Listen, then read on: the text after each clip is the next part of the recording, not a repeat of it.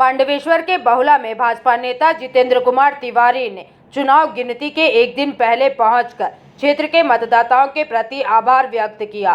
उन्होंने घर से निकलकर लोकतंत्र के इस महापर्व में भाग लेने वाले लोगों को धन्यवाद दिया और उनकी जागरूकता की सराहना की। इस अवसर पर जितेंद्र कुमार तिवारी ने बहुला क्षेत्र में पदयात्रा के माध्यम से उन्होंने आम लोगों से मुलाकात की और शांतिपूर्ण मतदान के लिए धन्यवाद दिया। उन्होंने कहा कि लोकतंत्र की मजबूती के लिए लोगों की भागीदारी बेहद जरूरी है और बहुला के मतदाताओं ने इसे साबित कर दिया है। वहीं पदयात्रा में भाजपा कार्यकर्ताओं और समर्थकों की भी अच्छी खासी उपस्थिति देखी गई। पूरे क्षेत्र में उत्सव का माहौल नजर आया। जितेंद्र तिवारी ने भरोसा जताया कि जनता का समर्थन उन्हें आगे भी मिलता रहेगा और वे क्षेत्र के विकास के लिए लगातार कार्य करते रहेंगे। ভোট হয়েছে কি বলবেন? রেজাল্ট তো মানুষ যে সিদ্ধান্ত নেবে সেটা আমাদেরকে মেনে নিতে হবে। আমরা চেয়েছিলাম যে মানুষ তার ভোট দেওয়ার অধিকার পাক। 2022-এ অনেকে ভোট দিতে পারেনি, 2024-এ ভোট দিতে পারেনি, পঞ্চায়েতে ভোট দিতে দেওয়া হয়নি। আমরা এই ভোটে চেয়েছিলাম যে মানুষ তার অধিকার ফিরে পাক। মানুষের যাকে ইচ্ছা তাকে ভোট দেবে। আমাদেরকে ভালো লাগলে আমাদেরকে দেবে, অন্য দলকে ভালো লাগলে অন্য দলকে দেবে, কিন্তু মানুষের ভোট দেওয়ার যে অধিকার সেটা যে তৃণমূল কংগ্রেস কেড়ে নিয়েছিল সেটা থেকে পাণ্ডবেশ্বরের মানুষকে আমরা মুক্তি দিতে পেরেছি এবং পাণ্ডবেশ্বরের মানুষ এবার কিন্তু স্বাধীনভাবে ভোট দিয়েছে এবং গণতন্ত্রের জয় ইতিমধ্যে হয়ে গেছে।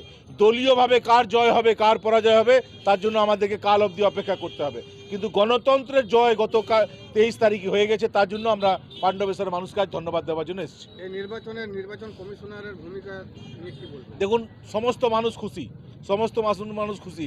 এই ধরনের নির্বাচনই মানুষ চেয়েছিল যে কেউ ভোটের দিন কোনো বস দাদা কাউকে খুঁজে পাওয়া যায়নি, একদম পুলিশ খুঁজে বেরিয়েছে যে কাউকে ভোট দান থেকে কেউ যদি বাধা দেয় তার উপর অ্যাকশন নিয়েছে। এটাই তো আমরা চেয়েছিলাম, মানুষ তার অধিকার পাক না, ফিরে পাক না।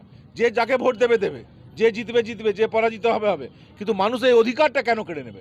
অধিকার কেড়ে নিলে তো মানুষের কাছে কোনো উপায়ই থাকবে না। যদি মানুষের কাউকে পছন্দ না হয় তার বিরুদ্ধে যেতে পারবে না, কেন অধিকার কেড়ে নিচ্ছে।